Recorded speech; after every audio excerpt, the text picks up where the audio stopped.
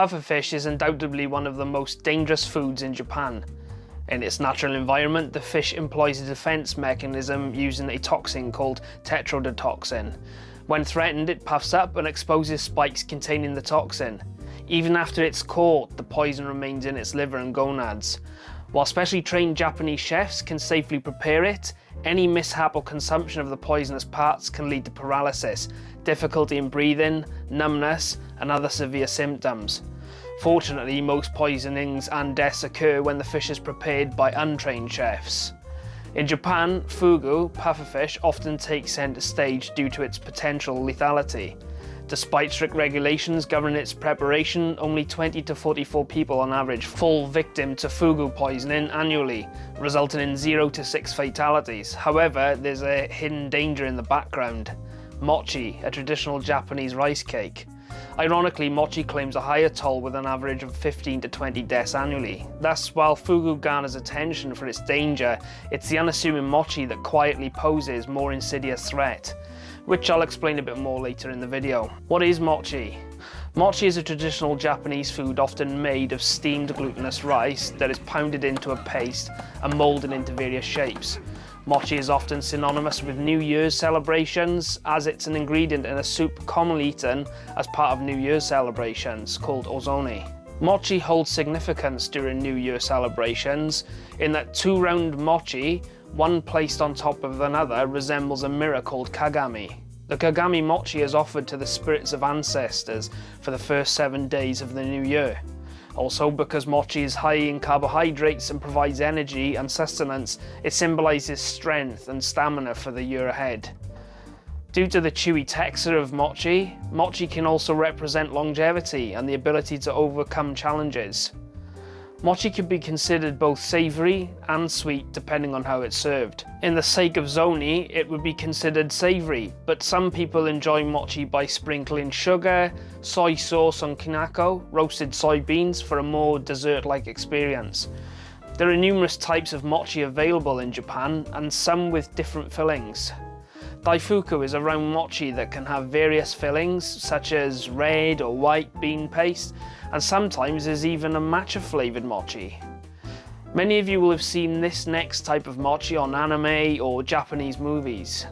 Dango is a smaller round type mochi that is skewered onto a stick. They're very common at festivals and can often be seen being served at roadside stalls. Dango is often glazed with either a soy sauce glaze or kinako, which is roasted soybean powder, and when you have been walking around and need something quick to eat, they are bloody delicious. And last but definitely not least, there are many more types. Kiro mochi is a grocery store bought mochi that comes in little rectangles, and the way I like to prepare them is in a little dish filled with water. I'll then microwave the mochi until the texture becomes more gooey. I'll then tip any excess water into the sink and sprinkle the mochi with natural sugar and some soy sauce, and then serve it. Lovely stuff. Now let's dive into why mochi can be so perilous. Despite its symbolic chewiness representing longevity, this seemingly innocuous treat has a dark side. Shockingly, on New Year's Eve, many find themselves in an ambulance, or worse, never seeing the new year at all. The majority of the victims of this sweet yet sinister dessert are either young or in the winter of their life. Both of these demographics have weaker muscles in the mouth than older teens and adults. For example, their tongue is not strong enough to push the food to the back of the mouth, and the throat muscles aren't strong enough to aid in the process. Some of the victims, more so, the older ones, no longer have enough teeth to properly chew the food. This leads me to my next point about how you can reduce the risk of choking and asphyxiating when eating mochi. One of the easiest things you can do to make your mochi eating experience a bit safer is cut the mochi pieces into smaller bite-sized amounts, which will make it easier to swallow. Elderly people don't produce as much saliva as they once did, and so it's recommended to pair mochi with warm tea or water to help swallowing.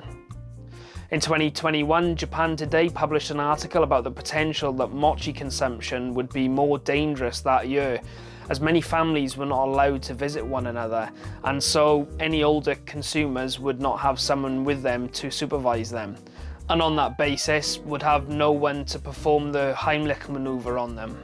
This emphasizes the need that children and the elderly have supervision when eating mochi to prevent worst case scenarios. Another way to mitigate the consumption of mochi is by serving a softer type of mochi, such as yumi mochi, which will allow for easier swallowing and prevent disaster.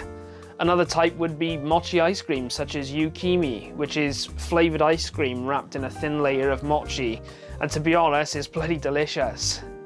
So there you have it. Now you know that fugu is not the most dangerous food in Japan, and you now know how to manage the dangers of the real mochi threat. Thanks for joining me on this chewy adventure. If you enjoyed watching this video, you'll enjoy watching another one of my videos shown below. And don't forget to comment on the video, as it'll help with the algorithm. Thank you for watching. Bye for now.